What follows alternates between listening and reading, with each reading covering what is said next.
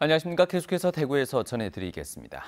이 대구와 경북 지역은 대체로 구름이 많은 날씨를 보이겠습니다. 오늘 아침 최저 기온은 대구 17.6도, 봉화 11.3도 등 11도에서 19도의 분포로 어제보다 1도에서 4도가량 낮았습니다.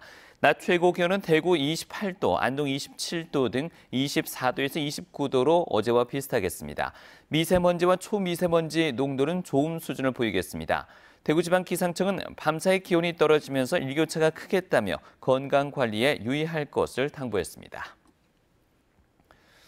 경북에는 몇 년째 미분양 아파트 때문에 애를 먹는 지역들이 많다고 합니다. 이 주택 공급량을 관리하고 있지만 악성으로 불리는 준공 후 미분양은 좀처럼 줄어들지 않는 등 부동산 시장의 반응은 여전히 냉랭합니다. 박상훈 기자가 보도합니다. 포항의 신흥 주거지역으로 떠오르고 있는 초곡지구. 곳곳에 새로 지은 아파트가 즐비합니다. 하지만 실제로 입주를 해 거주하고 있는 주민은 그리 많지 않습니다. 이 아파트는 지난 4월 준공 후 입주가 시작됐지만 지금까지 절반도 분양되지 못했습니다. 포항시의 미분양 아파트는 지난 8월 말 기준 1,089가구, 지난 2016년부터 미분양 관리지역 꼬리표를 달고 있습니다. 지난 6월 1,364가구에서 7월 1,226가구, 8월 1,089가구로 최근 3개월 동안 매달 100여 가구씩 미분양 가구가 줄어들곤 있지만 시장의 반응은 여전히 냉랭합니다. 공급이 많다 보니까 지금 이제 금액이 많이 떨어졌는데 이제 입주 시작한 지 이제 1년 다 돼가거든요. 그래서 이제 지금은 이제 거의 분양가까지 갔고요.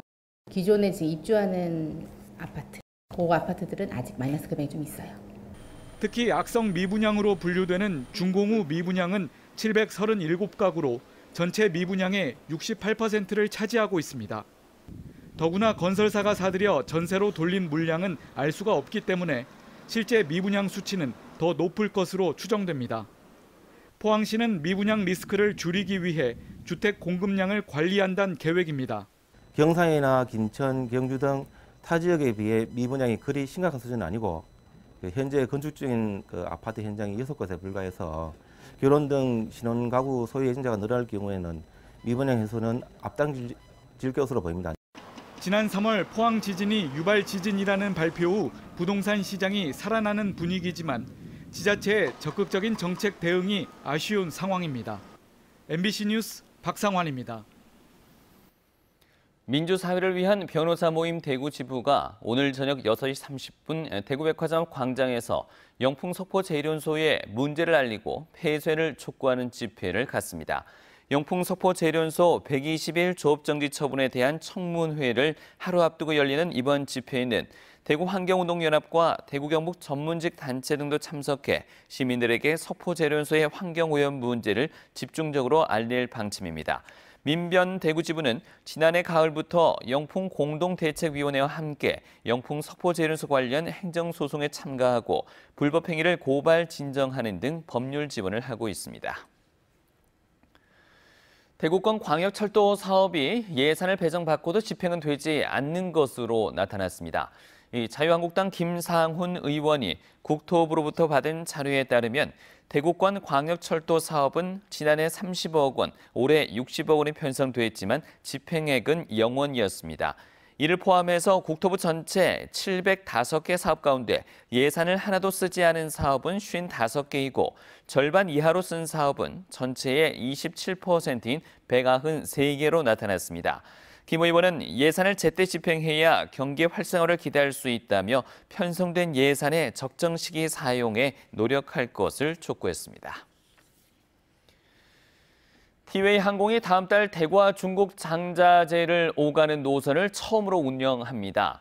이 티웨이 항공은 대구에서 장자재를 오가는 노선을 다음 달 13일부터 수요일과 일요일 주 2회 오갑니다.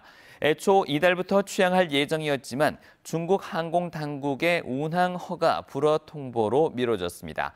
티웨이 항공은 지난 5월 대구 베이징을 비롯해 수도권과 지방 등 9개 노선의 운수권을 배분받았습니다.